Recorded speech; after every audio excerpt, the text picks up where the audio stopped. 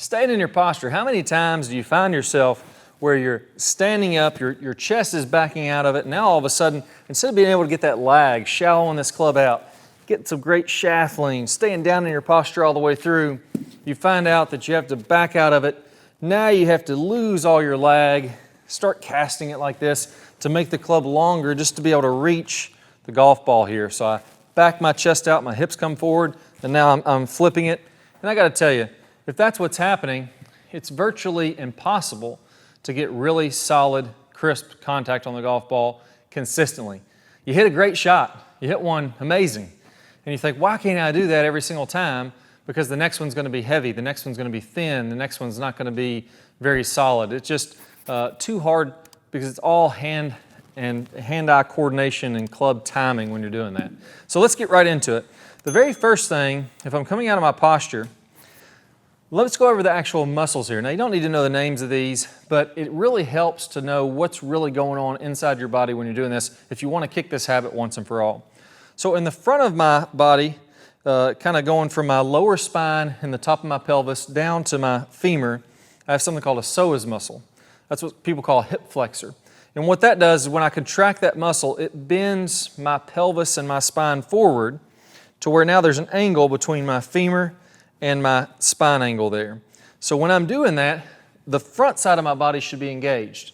Now your glutes, your butt cheeks, they do the exact opposite. If I fire those, that's going to get me into what's called hip extension, where now I'm coming up out of my posture. So the glutes are engaging. Now, if I'm standing up out of my posture, a lot of that is because the glutes are the biggest muscle in the body. If I really want to fire those things and get it going hard, then it feels extremely powerful, but I'm just doing it too early. So if my glutes engage, hear the Tiger Woods, I can hear the laughs now, didn't engage the glutes. Well, what he's talking about there is not engaging those early, but engaging them later in your swing. So you want to, when you're making your downswing, to stay in your posture, I want to feel like the front of my body is nice and firm, contracted muscles here. My psoas muscle is contracted, but I don't want to feel like my butt cheeks are contracting yet. I want to feel like they're nice and loose. When I do that, I'm going to feel like I'm getting closer to the ground.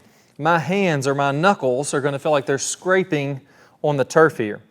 Now, when I see a lot of players practice this, one thing that they get wrong is they don't rotate their body as they're doing that. So it's really two motions at once. It's me staying in my posture by getting into hip flexion. It's also me rotating as I'm doing that. So practice relaxing the butt cheeks, contracting the front of your hips to get bent forward. And as you're doing that, you're going to go ahead and open those hips at the same time. You'll notice when I do that, right knee goes forward, left knee turns out a little bit. So it's this motion. That's all happening at the same time if I want to stay in my posture. Let's look at it from face on here. As I'm bending my legs, getting in my posture, this knee comes out, this knee kind of works out this way. I don't want to have this knee kicked in like that, or it's going to be very tough to rotate. I want that knee to turn out, and just both of my knees are pivoting as I'm coming in my posture. Now here's where the engage the glutes comes in. When I come through contact, so from there, that's getting me down to here somewhere. From there to my follow through, I really want to feel like I extend and I get my glutes to engage then. So if you imagine your butt cheeks, I want you to make, I heard this said one time and I thought it was just the funniest thing. I want you to be making diamond dust. So I want you to imagine if there's a piece of coal between your butt cheeks, as you rotate through this shot into the follow through, now you've squeezed those together and you got diamond dust instead of a piece of coal. Thought that was pretty funny, but that's a great visual to have for when you're coming through. And the great thing about that is it actually does stabilize your pelvis and your lower back so that now you're less likely to have some lower back pain when that's going on. What I don't want to do is the opposite of that, which is to have my rear end firing early and standing up out of it and backing out of it with my chest. If I can let that stay loose, I get closer, that's going to get my legs bent. If I get my knuckles dragging the ground, that's going to get my chest and my body low. So now you can see that my upper body is tilting forward. And the last piece of that is to feel like I'm rotating through. That's the squat portion.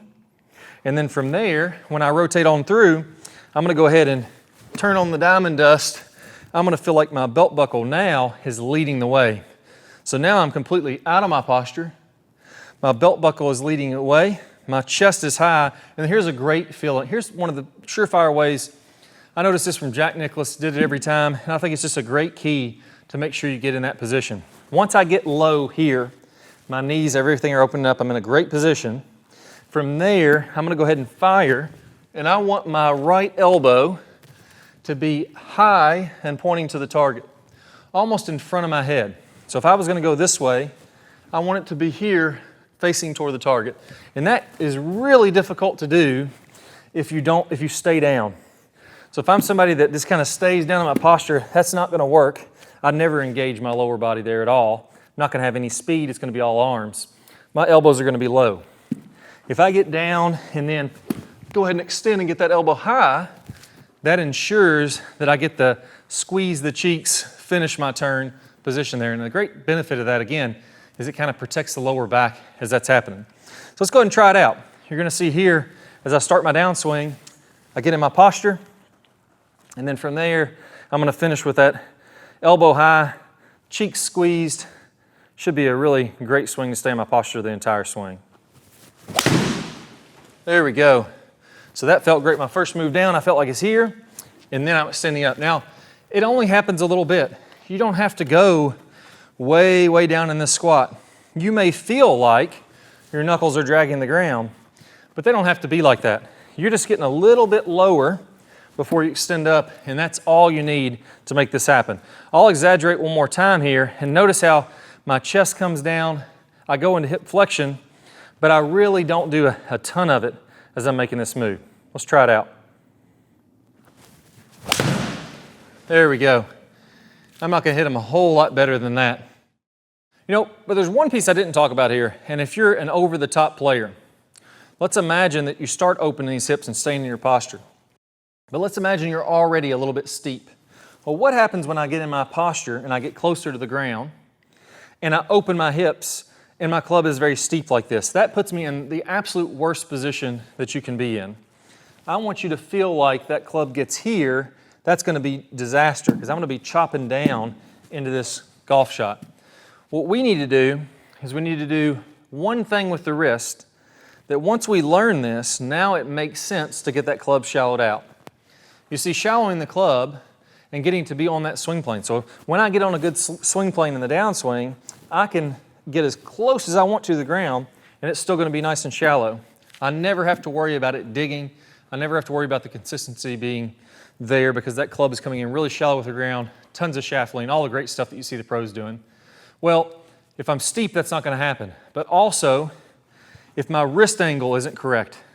You see, if I don't use my wrist the right way, I have to get steep to square up this club face.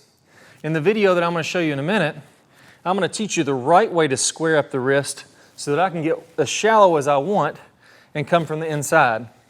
And you really have to do both pieces of this. Staying in your posture doesn't really work if I'm not shallow and using my wrist the right way. Those two things have to go together. So I'm gonna play a preview of the tennis racket drill, and I'm gonna share with you how to get those wrists to square up like the pros are doing. Specific way you move the left wrist, specific way that you move the right wrist, and a very intuitive drill called the tennis racket drill is gonna walk you through it step by step. All you need to do is follow that drill, pair it up with what we had here today. Now you're gonna have a fantastic swing because I'm gonna be shallowed out. I'm gonna be using my wrist like the pros, and I'm gonna be staying in posture like the pros. Those are the big movements that really help you to hit the ball fantastic. So I'll play a preview of that tennis racket drill here in just 1 second. All you need to do is go ahead and click the link somewhere up on your screen, the iCard up there. If you don't see the iCard, don't worry about it. Just go down to the description below this video and click the link there. Best of luck. Let's go ahead and jump into the tennis racket drill once and for all. Or right now, I want to get those wrists squared up the right way once and for all so you can make golf a lot easier and a whole heck of a lot more fun. Let's go and get started. Good player problems. We're going to talk about shallowing that club shaft out as we're starting down, as we're doing this rotating of the face that we worked on in the last video. As we start this downswing, what you'll see with basically all of the top players is instead of coming kind of over the top and letting the hands come out away from their body, letting the club come out away from their body, again coming down steep into the ball and then having to open up, kind of fillet open the face and add loft to it.